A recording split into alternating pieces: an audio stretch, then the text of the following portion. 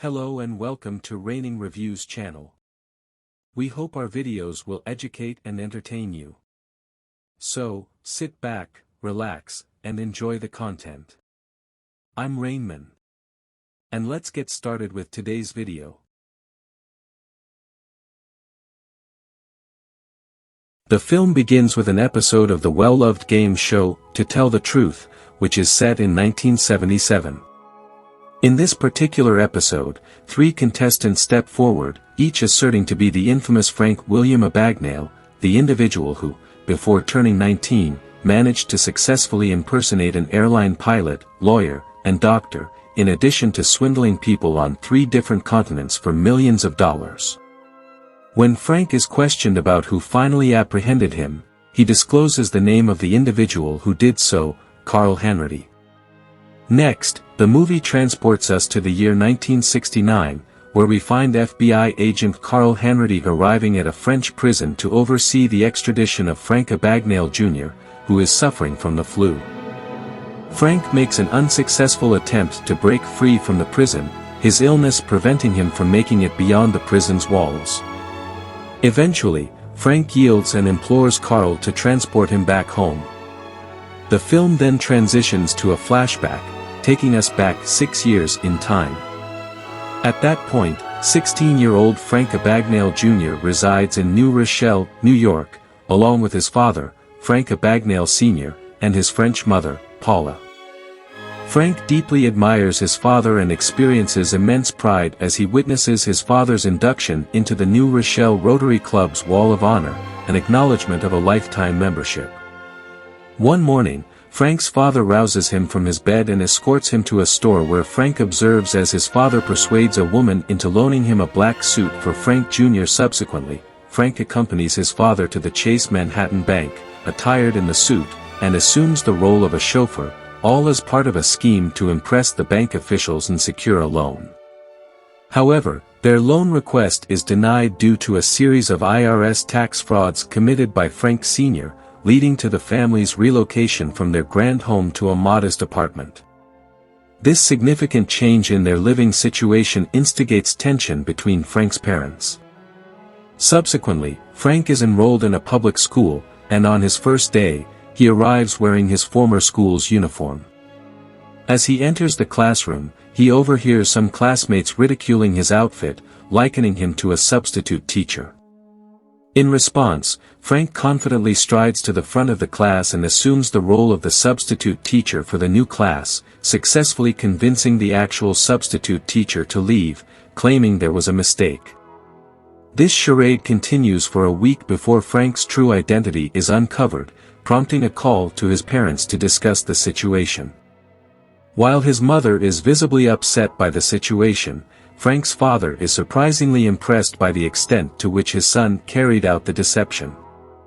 On a different day, after returning home from school, Frank inadvertently discovers his mother engaging in an adulterous affair with his father's friend, Jack Barnes, James Brolin.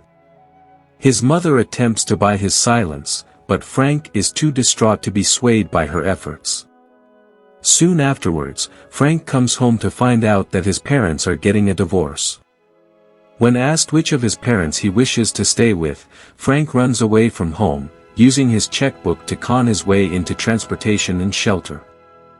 When Frank's funds run perilously low, he embarks on a scheme involving counterfeit checks from his own checkbook, along with attempts to swindle bank tellers, although these endeavors meet with minimal success. In a pivotal moment, Frank's fortunes take a turn when he observes airline pilots and stewardesses receiving VIP treatment while checking into a hotel. This sight sparks an idea in him.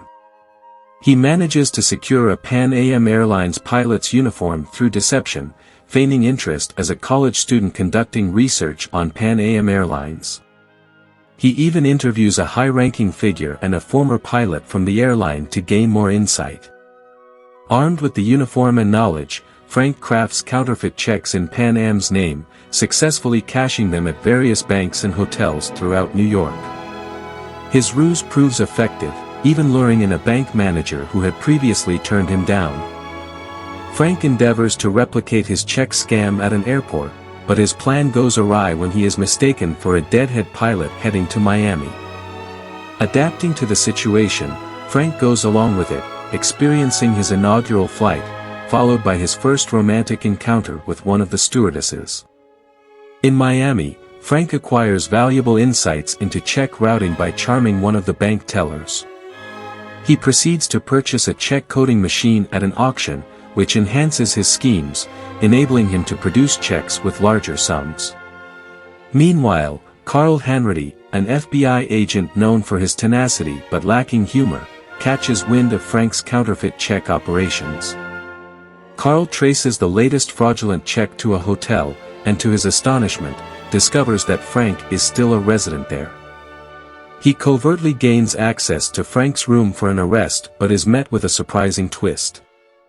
Frank emerges dressed in a suit and, having only realized that Carl is with the FBI, assumes the guise of Agent Barry Allen from the United States Secret Service, audaciously claiming he apprehended the suspect prior to Carl's arrival.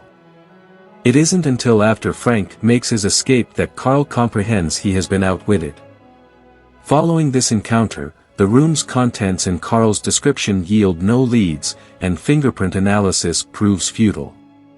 In the midst of another encounter with Pan Am executives, Frank learns that he has garnered various nicknames such as the Sky Wayman and the James Bond of the Sky.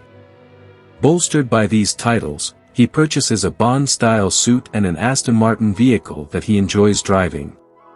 Subsequently, Frank encounters a magazine model named Cheryl and Jennifer Garner at a hotel where he's residing. She offers to spend the night with him for $1,000, but Frank asserts he only has a check for $1,400. Cheryl suggests he endorse the check to her, promising to pay the remaining $400 in cash, a twist that results in her essentially paying Frank for their encounter. With the funds he has amassed through his deceptions, Frank endeavors to reunite his divorced parents.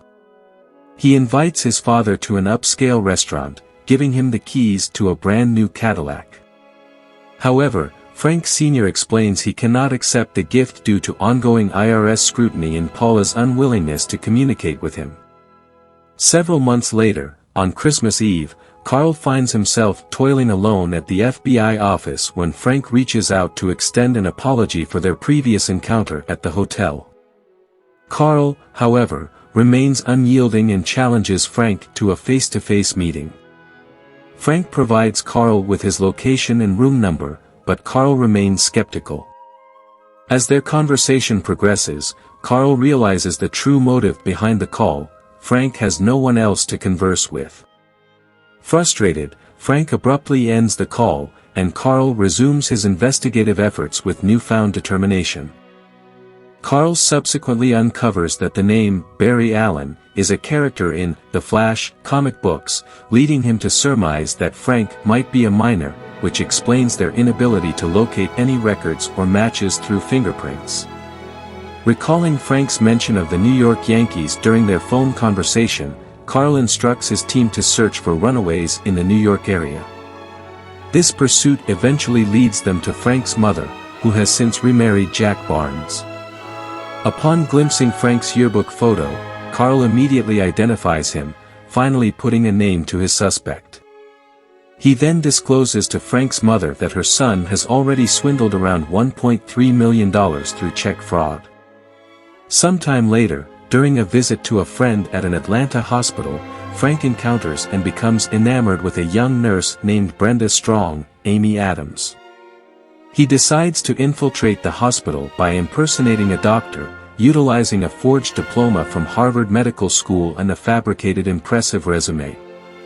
He secures a position as the emergency room night administrator, ensuring Brenda is part of his staff. Despite his lack of medical expertise, Frank influences the medical interns to make independent medical decisions, allowing him to focus on administrative tasks without direct patient interaction. Ultimately, he wins Brenda's heart, and the two fall in love. After learning of Brenda's estrangement from her family due to a past abortion, Frank attempts to reconcile her with her parents by proposing to Brenda.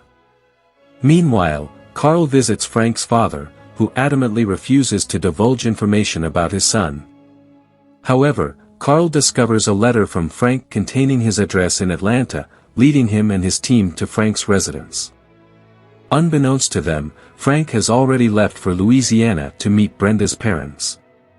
Carl does, however, take notice of Frank's Harvard diploma bearing his new alias, which directs him to the hospital from which Frank has resigned. Frank and Brenda rendezvous with her parents in Louisiana. Frank not only pretends to share their Lutheran faith but also asserts he is both a qualified lawyer and doctor. Brenda's father, Roger, Martin Sheen, interrogates Frank about his feelings, prompting Frank to confess that he is neither a lawyer, doctor, nor co-pilot. Surprisingly, Roger interprets this as a romantic declaration and consents to their engagement. Frank subsequently passes the bar exam and joins Roger's law firm as an assistant prosecutor. As preparations for the wedding proceed, Frank returns to New York to visit his father and disclose his engagement. Frank Sr., now a U.S. Post Office employee grappling with IRS troubles, reveals that Paula has married Jack Barnes and moved on completely, leaving Frank devastated. Frank Sr. also discloses that the FBI has visited him and is aware of Frank's actions. Desperate, Frank implores his father to intervene and halt his criminal activities, but Frank Sr. encourages him to persist. Enraged by his father's failure to act as a parent, Frank parts ways with him. On Christmas Eve, Frank contacts Carl at the FBI office, with Carl anticipating the call and having his team listen in. Frank expresses his desire to retire and settle down, beseeching Carl to cease his pursuit. Carl informs Frank that this isn't feasible, as Frank has now embezzled approximately $4 million. Frank comprehends and ends the call but inadvertently divulges the news of his engagement to Brenda. Carl, having already identified Frank's alias in Atlanta, deduces that Frank maintained the same name when he relocated to Louisiana to avoid raising suspicions. After scrutinizing wedding announcements, Carl and his team managed to locate Frank during the engagement party. Frank subsequently confesses to Brenda regarding his true identity before making a daring escape through a window, arranging to meet her at the local airport in a few days. However, when Brenda arrives as planned, she discovers that she is closely monitored by several undercover FBI agents, a detail that Frank astutely notices. When Frank doesn't appear, Carl instructs his men to keep a close watch on the airport, convinced that Frank will attempt to outsmart him in some manner, potentially escaping by plane instead of leaving town discreetly. Frank devises a new plan, masquerading as a recruitment pilot from Pan Am Airlines who visits a local college to enlist stewardesses for European travel. He conducts auditions, selecting attractive candidates and outfitting them in uniforms. Subsequently, he mingles with the crowd at the airport, using the stewardesses as a captivating distraction to divert attention from himself. Frank effectively eludes Carl's agents, casually strolling past them and evading capture. He even employs a decoy at the unloading zone to further confound Carl. 7 months later, in 1967, Carl reports to his superior that Frank has been perpetrating check forgeries across the Eastern Hemisphere, and this time, the checks are legitimate. Describing Frank as completely unrestrained, Carl seeks permission to pursue him in Europe. His request is denied by his superior, who points out that if Carl couldn't apprehend Frank within the USA, he's unlikely to catch him in Europe. Carl remains resolute and takes one of Frank's counterfeit checks to expert printers who discern, based on the check's quality, that it could only have been produced on a specific type of printer available in a handful of European countries, including France. Recalling a detail from an interview with Frank's mother about her French origin, Carl journeys to her birthplace, Montreal. There, on Christmas Eve, he discovers Frank inside a massive printing factory, meticulously producing countless checks. Carl informs Frank that he has arrived with the French police, vowing to personally arrest him. Initially skeptical, Frank ultimately concedes, agreeing to handcuff himself. As they step outside, With no sign of the police, Frank commends Carl's ability to deceive him. However, the French police swiftly arrive and escort Frank to prison, as Carl pledges to ensure his extradition back to the USA. After 2 years, Frank is released into Carl's custody, as depicted in the film's opening scene. On Christmas Eve in 1969, the plane transporting Frank lands in the United States. During the flight, Carl conveys the news of Frank Sr.'s accidental passing the previous year, leaving Frank in anguish. He escapes from the plane's restroom upon landing, determined to locate his mother's current residence. His escape leads them to the Barnes residence, where Frank discovers his mother happily married to her second husband, with a young daughter who Frank realizes is his half-sister. Faced with the loss of his father and the realization that his mother has moved on, Frank surrenders quietly as Carl and local law enforcement arrive, arresting him before his mother and her new family can recognize him. Frank is subsequently tried, convicted, and sentenced to 12 years in a maximum security federal prison in Atlanta. Over the next 4 years, Carl regularly visits him, particularly around Christmas. During one of these visits, Frank astutely identifies a counterfeiter Carl is pursuing with a mere glance at a check, providing the FBI agent with a valuable lead. At a later meeting, Carl and his boss present Frank with a check, which Frank promptly discerns as counterfeit the moment he touches it, eliciting a smile from Carl. In 1974, Carl orchestrates Frank's release to serve the remainder of his sentence in the FBI's check fraud department under Carl's supervision. Though out of prison, Frank finds himself tethered to a desk job and misses the thrill of his former life.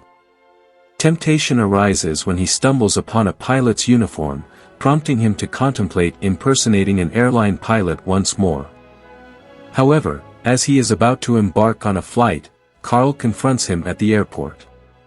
Carl, understanding Frank's need for the chase, grants him his freedom, predicting Frank's return to work on Monday, as no one is pursuing him anymore. Monday arrives, and Carl grows anxious when Frank doesn't show up for work on time.